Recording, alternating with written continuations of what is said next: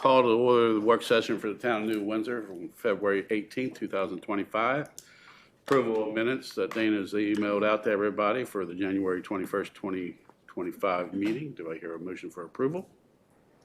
I'll make a motion. Do I hear a second? I'll second. I have a motion and a second to approve the minutes from the January 21st work session meeting. All those in favor, signify by saying aye. Aye. Those opposed, so carried.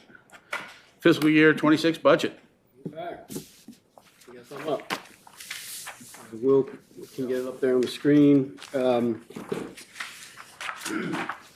little shorter, getting through things pretty well, a little shorter than last time. The approval of the proposed employee pay rates was provided by Mayor after a closed session meeting of February 5th. The part-time receptionist and public works maintenance worker position, maintenance worker 1 positions have been filled. The utility maintenance assistant position was re-advertised on February 13 and remains open at this time. The part-time receptionist is scheduled to start February 26th, I believe, and maintenance worker 1 will start within the next 2 weeks. That's good news on that front. Staff meetings continue on a weekly basis. Color codes are pretty much the same as last time. So just starting from the top and going down. General fund revenues. At this point, revenues are $1,214,050, which is $62,240 higher than fiscal year 25. The income tax is estimated $230,000, which is a $30,000 increase. The real property, we received the constant yield tax on February 14th at $598,000, so that's an increase of $8,000 from fiscal year 25. And then I have to be confirmed is the county town program and county road grant that comes from the county usually this week on the 20th or 21st, but as a holder I put in a 7% increase from fiscal year 25, which would be a $5,800 increase. So that's basically just taking the increase from the previous 2 years, but that should come later this week so we can get a firm number on that. That's it for the revenues. Eric, got a question for you though. Fiscal year 24 actual is 718,000 For which one? for, I'm sorry, real property. For real property. I scroll down. Hang on a second. Actuals shown as 718,294. Yep. That's, I don't know. We have to check that. That seems, we were only budgeted at 530. That's what I'm saying. But Yeah, maybe it was 518. We'll have to verify that. I'll color it. Thanks for pointing it out. That seems odd. just want to clarify because I mean you're only budgeting 600 and Yeah, that's probably it. It's probably, I'm 518. thinking 518, but okay. we'll verify that. All right. Let me just highlight that. Okay. So going down to the expenditures under general fund, legislative is complete. The executive is complete. The approved salaries have been added. Professional services completed. The accounting consultant we held at 6,000, and then on the HR consultant we reduced 1,000 to 4,000 on that. Municipal buildings next. To be completed, 2 items in there highlighted in the yellow. The IT support computers is yet to be filled in, and then office equipment service agreements. That, if you recall, part of that I should say is we need to replace the network video recorder or the NVR for the cameras. Price from Spikers is $18,372, which is high. I think I called Mills Communication. They do not do cameras or NVRs. Maryland IT is our IT vendor. They will be here tomorrow to set up Kim's new computer, and they do support cameras and NVRs.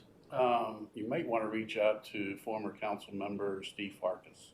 Well, that's who turned us on to Indigo Vision, and Okay. they were bought out by Motorola. So Okay. This is why we're here. All right. He did drop off 2 cameras that out of the blue. I don't know what we're going to use them for, but he dropped them off. I just know that's what he does for a living, so. If anybody else knows any other vendors, let me know. But we'll get a price from Corey with Maryland IT tomorrow, hopefully, on that.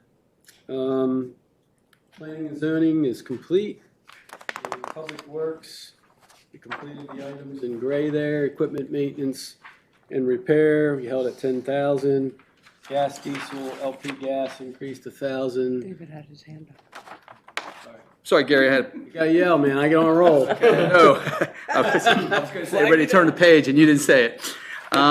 Back under the HR consultant, we are going to continue to employ the HR consultant in '26, and what will she be doing? We still have policies and procedures to go over and review and set with her. So she will help lead with that. Okay. Good. Yes, thank you. I'm sorry about that. That's all right. I'll yell. Yeah, I'll look up. Bear with me, jotting a note down here.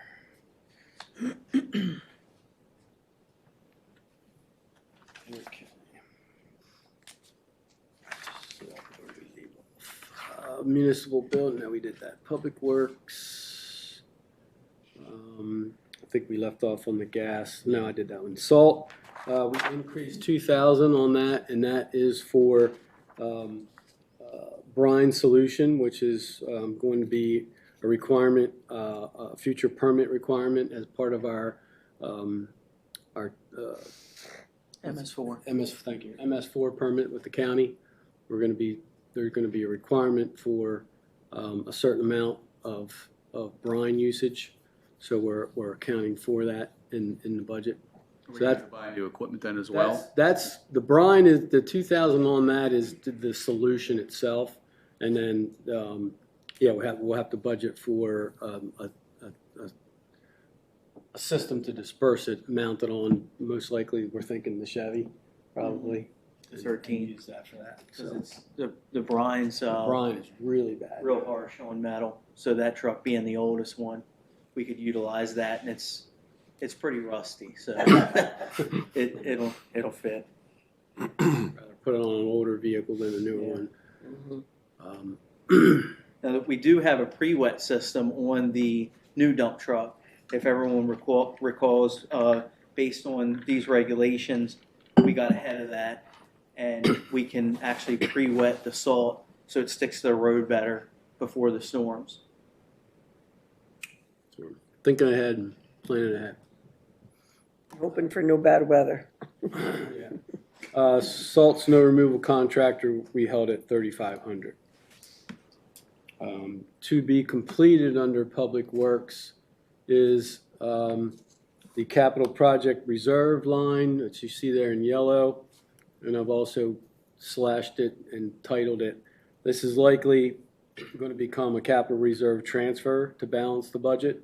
Expenditures, as you'll see when I go through here at the bottom, the expenditures are exceeding the revenues in the budget. So that's going to become a transfer to actually a negative to balance the budget out.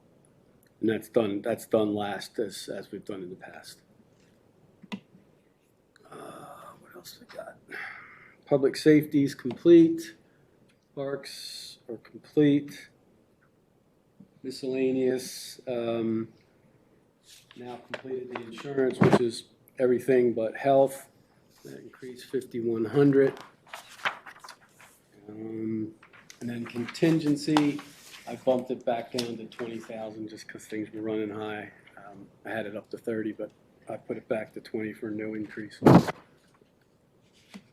So that is general fund, and as you can see on the second bottom blue line there, underneath the three red lines, that parentheses is the difference. So at this time, if your revenues minus your expenditures are 214,890 at this point. This will change with a few line items to be completed and any other line items that we would change moving forward from here. Expenditures are exceeding revenues, $214,890. Any questions before I move on from general?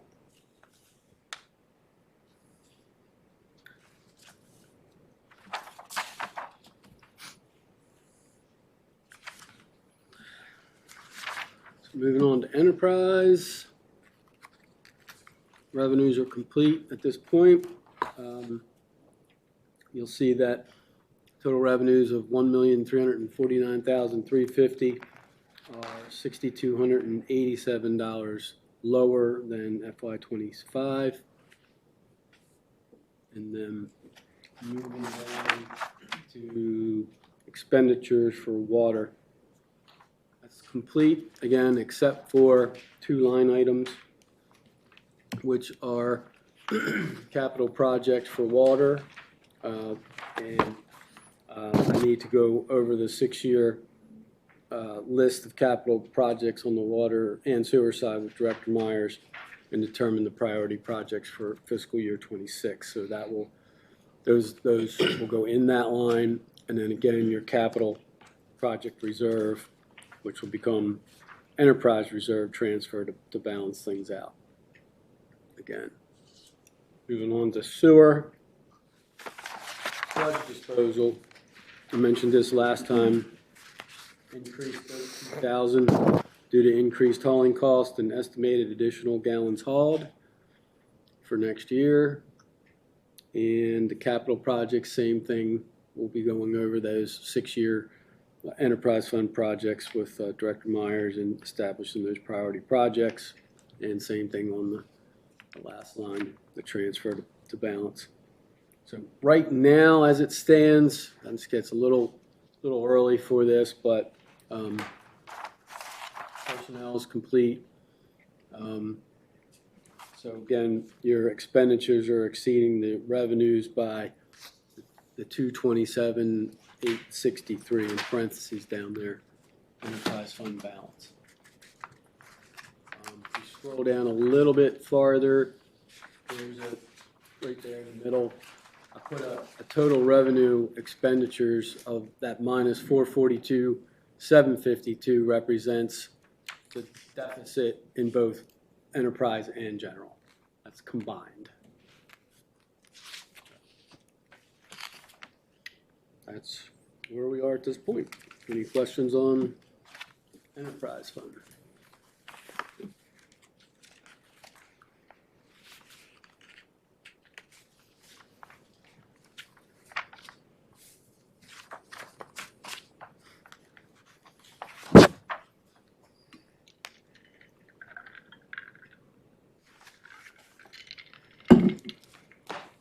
Just going back to that general fund again on that real property. The 23 actuals were 669. And then probably the 2024 actuals might be right, 718. And that proposed 598, that's even from 2 years ago is extremely low. That comes directly from the constant yield tax from the state of Maryland. Yeah, but it's not going to go down. It did. I don't want to tell you, but I mean, it can't go down from the actuals because tax hasn't gone down. I'll share the email with you. I'm just saying, but when you look at the actuals, you got to go by actuals. Okay. What do you want to put in there? I don't know, but I mean, there should be from whatever percentage it was it go up 2%, 3% each year? If we brought in that actual 718, it can't be $120,000 less. Okay. Somebody can tell me something different. My only thing is those 2 years for actuals was when standards got filled out and nobody was predicting it. And I'm assuming the state wasn't predicting it either. So you would see the actual jump from what they predicted because that number comes from the state. Right. Is it Griswold or is it Obi-Wan? No, this is Griswold. This is Griswold? It's Grizzard. We just have names. We have names. Sorry. Zachary Grizzard with Maryland Department of Assessment and Taxation. I'm forwarding it to you now. That's fine, you can forward the email, but I'm just saying, I mean, this is just common sense here, that taxes, property taxes going up every year. That's for sure. It's not going down. Okay. Does everybody follow that? Could there be anything with like COVID relief or anything with That like wouldn't be- Springdale? That wouldn't have been property taxes. Unless somebody can explain it to me, why it shouldn't be higher. We're talking fiscal 2025. Well, I mean, look at your actuals from '23, Yeah, 669 or 689, 669. 669. My eyesight isn't like it used to be, sorry. And then the '24 actual, 718, which is probably right. But then we're only looking at 598. Right. The state taxes didn't go down. We'll just have to confirm With- the fiscal year 24 And then confirm it with- actuals. Didn't we say the 718 was probably a mistake? Well, we have to confirm it. Okay, Um, I see your point, Mr. Mayor. So doing some quick math here.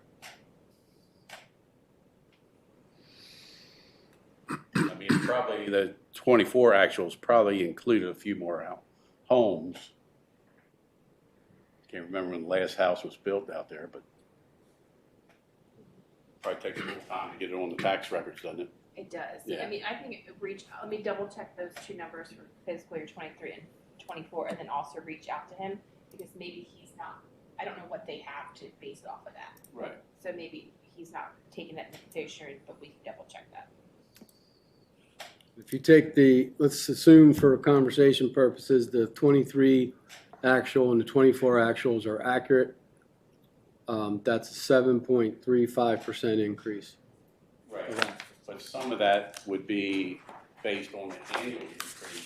However, some of that would also be increased in the tax base increasing with the additional houses. So you can't, that 7% would not, It's not the same number of houses. right. Yeah.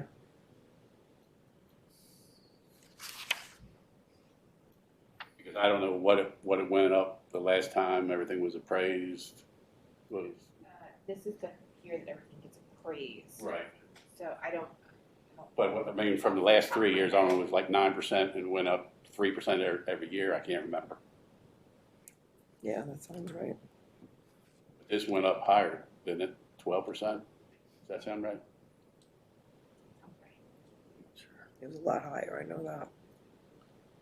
And I'm not sure how much it goes up each year, whether it's 444 or something different. I'm not sure. It is equal each year. Is it?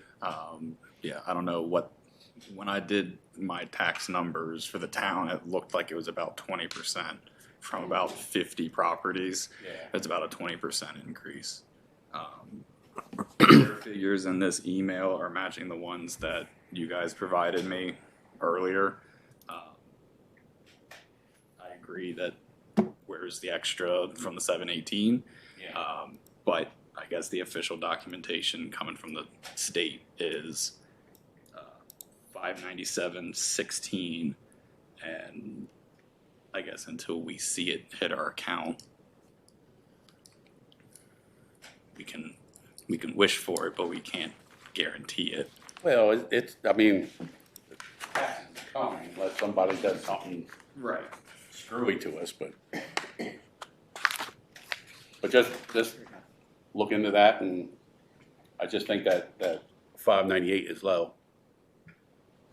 I'm not right or wrong, and obviously there's some discrepancy, but every year that I've done the budget, that I used the projected number from the state, Yeah, but not the. would you agree it's not going down? Probably not. But, Yeah. Maybe they we'll did. look into it. If you took the actuals for 25 and divide that by the total months, and then add 7% to that, or whatever you can't add 7% because that's not,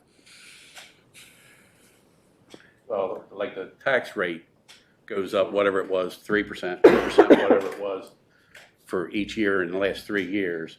But then you have an increase in the tax base with additional houses that, Right.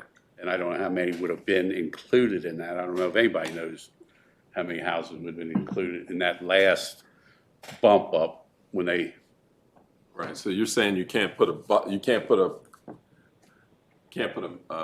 multiplier in there to account for the additional taxes for the, I get what you're saying though. It's yeah. If you, If everything was built out and on record for the 24 actuals, then you could go from there. Because you'd have that tax base if it was completed. I mean, if it was Right. total, all the houses, units, all built out and were included in the 24 actual numbers, then you could use your 3% or whatever. right. If I take the 397 and what is it, 8 months into the budget? Well, that Dana will tell you that those numbers do not come out quarterly, monthly. They don't have any rhyme or reason.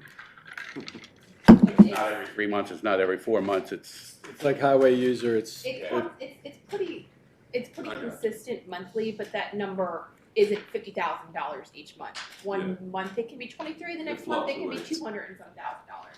It's very inconsistent. So even if, and I apologize, I can't remember if 390, 170 is halfway through the year or if it's 5 months. That I don't remember off the top of my head. But even if it is halfway through the year and you want to say, okay, well, let's double it, that's $780,000. You want to say, we'll get almost as much, Okay. which would be above their 590 projection. Yeah. all right. Just bringing it to light. Thank you on your hard work. okay. Any other questions or concerns? MES didn't change anything from last month. All the numbers you went over last month with MES, they're not changing. No, their budget's set, yeah. All right. And just in case our listeners are wondering what MES is, it's Maryland Environmental Services. That does, in 3 sentences, Wayne? 3 sentences. License operation of water and sewer facilities. All right. There you go. Instead of having to have our own qualified, certified people, we'd have to have at a minimum of 3 certified people on staff. So Additionally, yes. So there have been times where we've done the math, done the comparison, but MES is our best way of going. Someone were to quit with our employees, then we'd have to go find somebody else. If somebody quits with MES, they just fill in that slot someone else. We don't have to worry about it. So, all right. Thank you again. Memorandum of Understanding for 211 High Street redevelopment. Just brief discussion. Michelle and I were going over back and forth on this a couple times, just from some clarification of the name of the fire department and referred to as NWFD.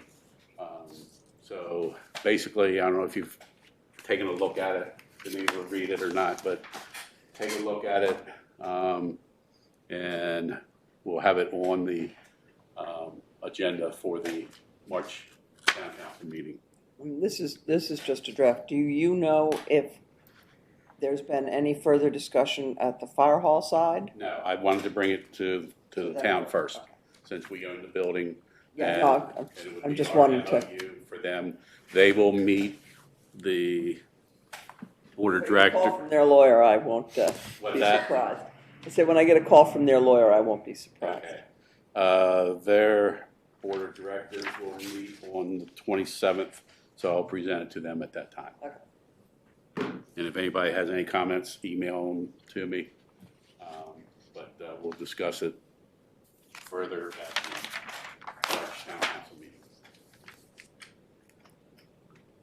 And does anybody have anything else before we pass? We got We talked we about got the chickens. Oh, yeah, chickens. I'm sorry.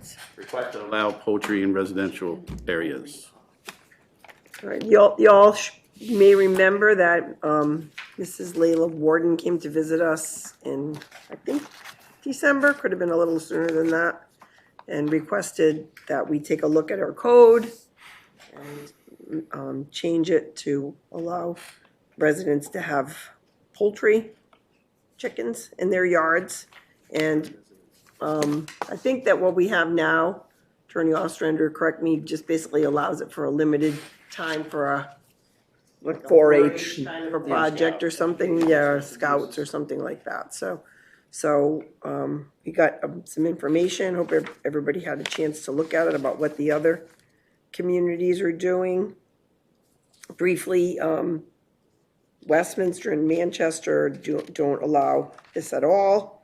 And couple of the communities, Union Bridge, and I think Mount Airy don't seem to address it. And then everybody else has some kind of stipulations about it. So that's what we know about what our neighboring municipalities are doing. Do we have any ag land in New Windsor? Not that I'm aware of. Zoned land? Because I saw that was a requirement One of the on communities says if you're zoned agricultural, yeah. That was, Hampstead does that. So we don't have that. It's a very, very small, I believe, area of Hampstead that is still zoned agriculture. So, discussion, thoughts, comments?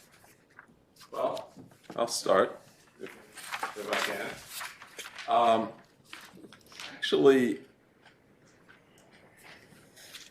actually like or appreciate our residents, desire to for self-sufficiency or self-reliance. I think that's a good thing. And I can see where her family would come up with this idea. I mean, as challenging as it is to kind of afford your own, to go out and, buy eggs. I mean, we were just at the grocery store yesterday and they're $7. We don't buy ours from there, but they're $6, which is almost double what we used to pay at the Hen's Nest. My only struggle with this, a big struggle with this, is that if you commit to, this kind of ties into oversight by the town. Number one, given the current circumstances with the bird, flu now, that puts a burden on us to try to manage that in a enterprise that's bigger than a couple chickens in someone's backyard, I would think. I think we're on the. I don't think we've seen the full magnitude of what this bird flu could potentially have. So if we did allow it beyond what we have now, if we're saying short-term projects for like Boy Scouts or for 4-H or whatever, I just think it puts a burden on the town that I don't know that we have the capability of managing. If it turns into a bigger enterprise, if it turned into half the size of the folks down on 31 and Medford Road, how do we manage that if five families are doing that all over the community? So you're saying keep it at the same? Yeah, pretty much. I wouldn't go beyond where we are. Just because I don't think we can manage it, from a code standpoint, if we had several people that decided to do it. Yeah, I think, I am a big advocate for it. I think that it'd be a great opportunity for people. Going back to what Kevin said, though, the hard part there is managing it. What do you do when a neighbor says they don't like your chicken? Or the chicken gets out, or if we even set up a stipulation saying you must have an 8-foot fence around this, how do we enforce that? I mean, there's a lot more than just saying yes or no. Then from a management standpoint. And that's where it's really hard to handle. So I think, both you guys are spot on with what you're thinking. It can become a contentious issue because of the two things. One, the price of eggs, and the bird flu, right? There's going to be people that are going to be falling on each side of that. I did some research, and there's a lot of municipalities across the country that have different kind of regulations, but they all kind of boil down into a couple things, and one of it was the number of chickens that you would allow in a residential area. Another was roosters, and that was kind of a yes or no, right? There was setbacks from the property line for the coops, and the placement of the coops in the backyard only. So I was thinking of those regulations and stipulations, and if you allowed someone to have, let's just say, 4 chickens and no roosters and a setback of 6 foot from a property line, then I started thinking of people that have total fenced yard and people that have a view into their yard, how that would look. And then coops in the backyard only, of course. I don't think anybody would want that in the front yard, seeing it. It could be a manageable and not a terrible thing at that small amount. But then the last thing I wrote down was what you both guys mentioned. Who is going to enforce this? Because you know as well as I do that someone's going to introduce a rooster that's going to cock-a-doodle-doo all day long. Someone's going to have 10 chickens before you know it. And what are we going to do about that, right? So we're going to have to wait probably until a neighbor complains, because we may not know it. It may be not our neighbor. And then are we going to send our code enforcement officer out there? And then that becomes a months-long process. And then what if the people don't remove the chicken? What are we going to do? Are we going to go out there and start ringing chickens next because you're over the floor? I think in practice it sounds like if the neighbor had a couple chickens scratch around in their yard, what's the big deal? But I think it becomes a big deal, and I agree the management of it, the enforcement of it becomes a problem. I also did some research that those that have backyard chickens, just the care and feeding of the chickens, so the straw and the feed for the chickens, it costs those folks about $3 a dozen to have eggs. That's not, building the coop. That's not buying the chickens. That's feeding, watering, and taking care of the land that they're scratching around on. It's $3 a dozen. So you're halfway spending to your $6 dozen right there. So it's not and we're certainly not advocating that everyone is like blowing eggs out and selling eggs all over the place, because it's so it's so I'm kind of I'm not totally against chickens by any stretch, but I think in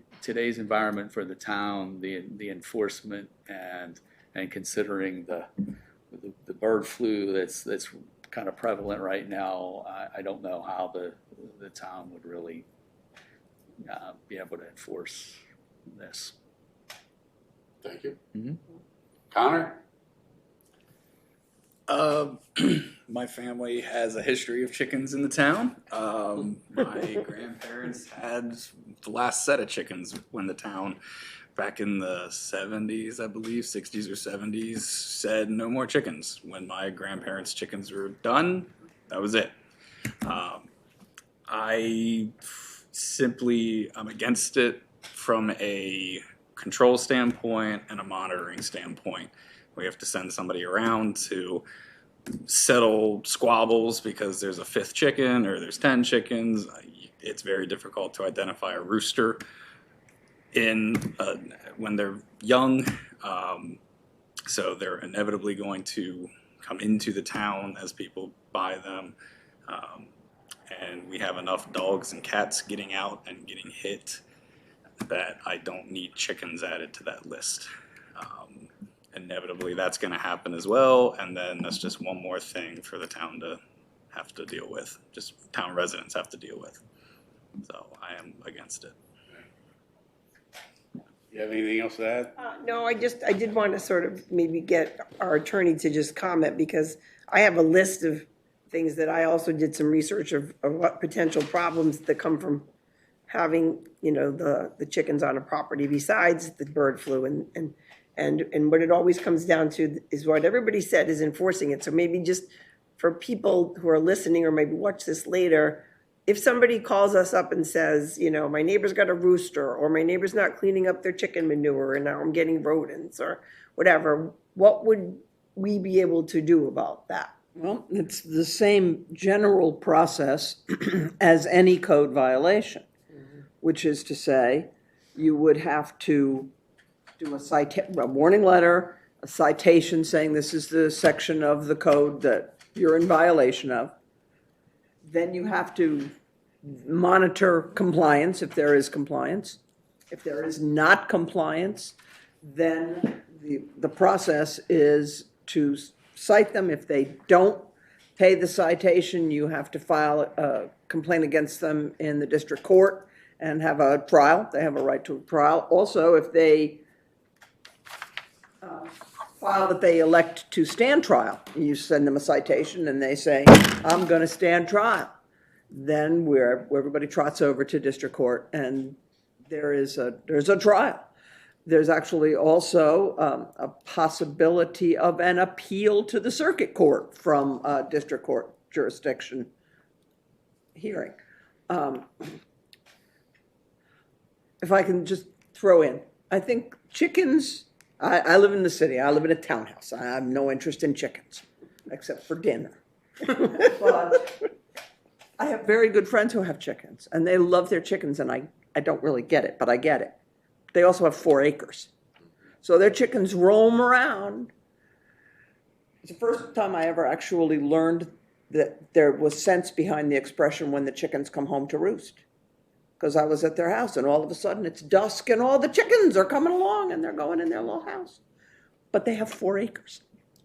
And I think that, just my opinion, which is not a legal opinion, except that if you decide you're going to allow them in some places, there are clearly some parts of town where chickens are going to be more problematic than others. But you are fairly dense everywhere you are. And everybody's, your chicken tractor is going to be pretty close to my swimming pool. But so there is a process, but it's probably a more complicated, not necessarily legally complicated, but practically complicated if the issue is they're only supposed to have 6 chickens and they let one of those chickens got broody, so they let her sit on some more eggs and now there's 9 chickens. Well, which chicken goes to the guillotine? I don't think a district court judge is going to want to tell me which chicken goes. So it's that kind of problem down the line. That's my concern. Well, I think the process is pretty straightforward. Mm-hmm. It's the expense too. Yeah. That's the issue here, because we're paying the lawyer, we're paying, we got to pay for the court, and in the end we can drop 10 grand on, do we have 1 chicken? So that's the big sticking point there. Yeah, one of my final comments, and it's going to probably pair up with yours. Not so much for Old Town, but the exterior of the town. It's going to attract foxes and coyotes, and we already have a massive population of that outside of town that are getting after livestock and dogs, and it's just going to attract them, and they're going to get closer and closer and more comfortable, and then we're going to start having issues with my chicken got eaten, my dog got attacked, and it's just not something that I think the residents really want to deal with, the ones that don't have chickens, and the ones that do have chickens, it's just going to be a fight to keep the flock. Yeah, if folks, you know, I could copy and put the information in short that Michelle sent us about what the other communities require, and it's just a lot of regulation, a lot of potential enforcement, and we're just a small town with a small staff and limited resources, and I just don't know that this is something we, you know, can invest in as a community. That's kind of how I feel about it. I like the idea of having chickens, but the reality is we don't have, you know, like, can Joan walk into somebody's backyard and see what's going on with their chickens? No, she cannot, because it's private property. So just like the practical problems that come with dealing with something with, we don't have the mechanism. We can't even deal with cars that are parked during the snowstorm, during snow emergencies, never mind chickens all the way in the back of somebody's property. So, you know, I just don't know how we would possibly deal with it if it became problematic. Yes, as it's mentioned in the letter, as long as everybody does what they're supposed to, this is a good situation, but we know that everybody doesn't do what they're supposed to. So, you know, so. Well, since I'm not getting the feeling that anybody wants to make a motion to change it, we're just gonna leave it as is. Yep. Okay, With me. all right. Before we ask to go to a closed session, anybody have anything else? All right, then do I hear a motion to move to closed session per general provisions, Article 3-305B1, discuss employee performance. I'll make that motion. I'll second. We have a motion and a second to go to closed session. All those in favor signify by saying aye. Aye. Those opposed, so carried. Everyone? Do we have to go sit in a low room? Go in the other room.